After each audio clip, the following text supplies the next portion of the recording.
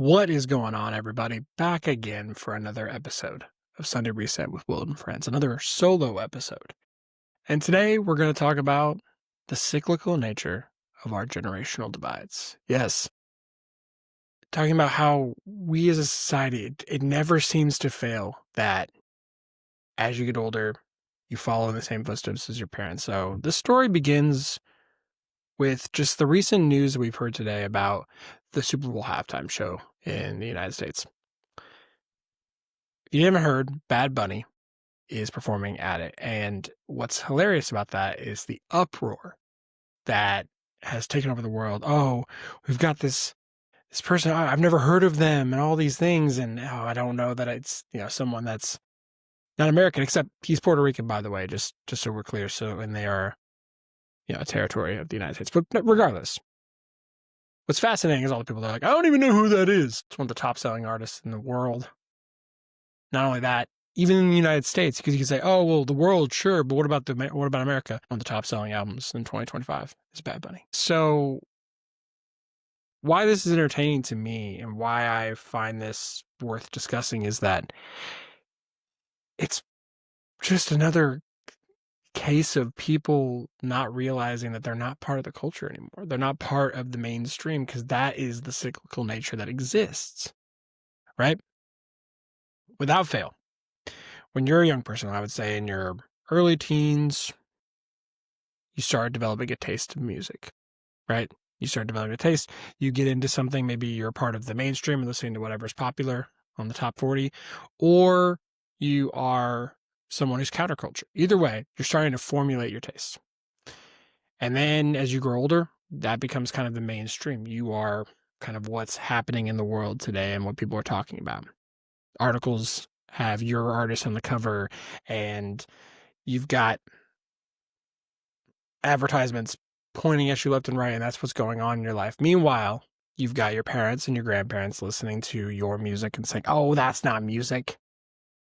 That's not music. But wait, didn't they say that about Led Zeppelin? Didn't they say that about Pink Floyd? Didn't they say that about jazz? Didn't they say that about Elvis Presley? Didn't they say that? I mean, it's so hilarious to me that it just happens over and over and over again. You swear up and down that you're going to be different than your parents. They're saying your stuff's not music. You're going to be different than them. You're going to be different than that generation. And then when you get there, you look back and you listen. I'm seeing it among my own peers, right?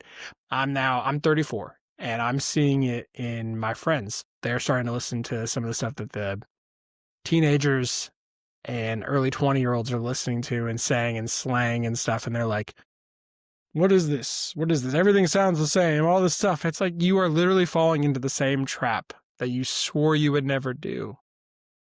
And so what annoyed us and our parents will inevitably repeat. That is just the true nature of this. So why do we eventually become out of touch? Why is it that, when it comes to music, again, from jazz to rock to rap to trap to hyperpop, as they call it these days, in the slang, we hear these words and they become part of our common language, but then we get older and we're like, what the hell does that even mean? We have to Urban Dictionary or something, which I don't even know if young people even know what Urban Dictionary is, but I know I do that. Whenever I hear a term or phrase that I've never heard before, you can best believe I'm going to look it up on Urban Dictionary to try to figure it out. Even with our technology, you think about it, we had landlines. And prior to that, you didn't have a phone line. You just kind of communicated via mail and other forms of communication. Then everyone got a landline and you called the house phone. And I can even remember it in my youth, like, calling someone's house and, hey, is so-and-so there? Can they come out and play? And then eventually, we got phones. And not even just cell phones. Those were just make calls. Texting wasn't unlimited. And then we got smartphones. And that was a whole thing. Even today, like I know some people that still hold on to cable. Although I would argue cable is actually making a comeback because of all the different streaming platforms. But I remember when it was like a big thing to cut the cord, right? Hey, I've never had a cable package in my adult life as far as I can remember. I might have for 1 year, but otherwise I can't recall ever having a cable package, which sounds wild to like my father. So, the irony is that what annoyed us at one point, annoyed our parents, will soon annoy us. So I find this whole thing so fascinating. And I think the real reason that I find it so fascinating is that it's really not about not liking someone else's taste in music or not being part of the changing world. I think what happens is as you get older, you become faced with your mortality, right? Every year that passes, you are that much closer to realizing the end is coming. It's coming for all of us for sure, but it becomes more evident as you get older. I even noticed it, I'm not even talking about just like much older. I'm talking like even like my age for me. Like like I said, I'm in my mid 30s and I, can't bounce back the same way as I used to. And things hurt when I wake up. And so you find yourself in these positions and you were faced with the fact that, oh, this body's not going to last forever. This mind is not going to last forever. And what I think happens when it comes to things that are part of the culture, especially music, movies, all that, when you're not part of the mainstream anymore, it's not about your taste so much. It's just the fact that like this shift is symbolizing the fact that you're not part of the mainstream. You're not part of the group anymore. The older crowd. And that's a really hard thing to face because that new culture is a reminder that time is moving on and you're no longer at the center of it, which means you're that much closer to the end. And it makes you realize that life is finite. And that's really fucking scary. So the generational shift is really just a representation of the fact that the clock's ticking. It's ticking faster than you can even possibly imagine. So it's never really about the music. It's about your identity. It's that, the music we grew up with represents our youth, our vitality, our sense of belonging in the world. People were catering to us. They wanted our attention. They wanted to advertise to us. They wanted to try to reach our audience.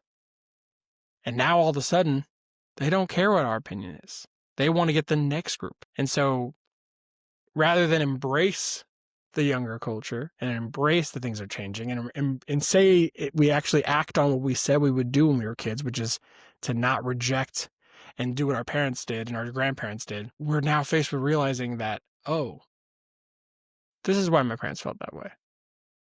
This is why my grandparents felt this way. This is why, and I don't mean to pick on parents at all. I'm just saying that's the easiest generational gap. It could be just other people of their age, right? They felt the same way about us. They felt the same way about their parents.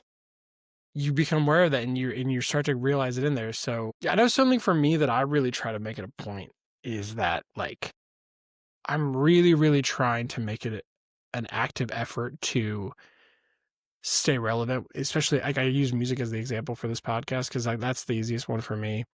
I know something that I always like appreciated about my father was that like he really did try to understand. He really does. He still actively does. I send him stuff all the time of things that I'm listening to. But I remember back when we were using iPods on a regular basis before iPhones. Um, he had Jay-Z's The Black Album on his iPod because I was listening to it, and he was like, "Oh, I want to know what my son's interested in." And so I do appreciate people that do that. So that always gave me a sense of I need to make sure that I do my part. By no means am I going to start using slang that a 17-year-old's going to use, but something that I actively practice in my day-to-day life is every single Friday on Spotify, I listen to my release radar, which typically ties into whatever I'm already listening to and finds the stuff that came out that day, that week. I do that first because that's already kind of bridging the gap. It's things I was already listening to. So maybe artists I'm already listening to have new music and then other ones that are kind of adjacent to them. That's cool. And then the next thing I do is I go to New Music Friday, which is a playlist that has on Spotify that has every single song that came out because everyone always releases music Thursday at midnight. So Friday morning. And so when you do that, you get to see everything. And I try to listen to it. And then what I do, and my next step that I take is if I hear a song and I like it as I'm working that day and kind of going through life that weekend, if I hear a song I like, I then put it into a folder or a playlist that I make. And each one is based as time stamped. So I have 2025 vibes, I have 2024 vibes, 2023 vibes. And it's just me throughout the year just grabbing songs that I like from all genres. Like my one for 2025 already has like 9 hours of music in it, and it's everything you can think of genre wise. It's a little bit of rap and rock and country and stuff. And it doesn't have to be a song that just came out. It could also be a song that I just learned about, or like an artist that I just learned about, but maybe that album came out a couple of years ago, but like it just came into my purview. Um, so that's a thing that I've implemented and to really try to kind of to make sure that I stay up on what's going on in the world and try to be relevant. So full circle of that, like I was aware of Bad Bunny. Despite the fact that I'm not probably his target audience, and that's okay. I've never pretended to be. But I was culturally aware of him, and like that made it all the more real to me when like I thought it was really cool when he got announced. I'm like, hey, not only are we bridging the gap of what's happening in the rest of the world, not just America, the rest of the world, but we're also talking about other languages that are being spoken. Contrary to popular belief, well, I know in America English is super popular, but I mean, so are other languages. We are a melting pot. We were built as a nation of joiners, Alexis de Tocqueville once said. So to me, that's the idea. We're supposed to be a cultural melting pot. So I think that's just a cool amalgamation of that. But it was hilarious, like watching people's outrage for that. So the real fear, though, isn't that the music's bad. It's that time is passing. I just want to make that point abundantly clear in this conversation. Instead of resisting it, we can embrace it as a reminder to like stay curious, stay connected, stay present, stay aware. And again, you're not going to listen to every song that exists on the radio in top 40 or however you want to collect new music. You're not going to listen to that and then be like, oh, I love everything. That's probably not true. But at least can you stay aware of what's happening to like bridge the gap between the next generation and avoid the pitfalls of the classic, that's not my music. That's not even music. Like that's even more audacious to me. Like it's fine if it's not for you, that's fine. But to go out of your way to say that's not music is hilarious to me. Like you're not the end all be all decision maker on what is or is not music. It's just so we're clear. So I just really challenge all of you, instead of resisting it, please again embrace it. Stay curious, stay connected, stay present, and understand that mortality isn't the enemy here. Indifference is. Your indifference to trying new things out. And again, I've spoken so much about music here, but it's the same with technology. Like we're in this whole world of AI today. You can either reject the fact that AI scares the shit out of you and try to run away from it, or you can learn to embrace it and find different ways to enact AI in your life so that you can be a better performer at work or help streamline some things in your day-to-day life to make your life a little easier. You can either ride the wave or let it overtake you. It's coming either way, whether you like it or not.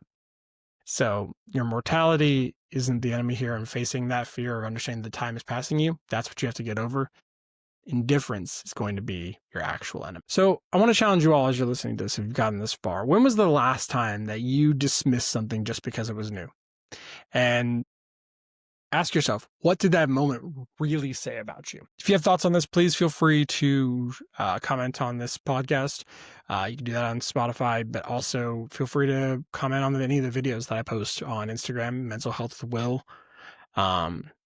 I'm really just looking forward to connecting with you all more about these things. Please let me know if you have more topics you want me to cover. But again, the message from here is this: time is coming, whether you like it or not. You can either ride the wave or you can choose to try to force it in your own direction. But it's happening whether you like it or not. So as always, be kind to each other, and we'll see you next time.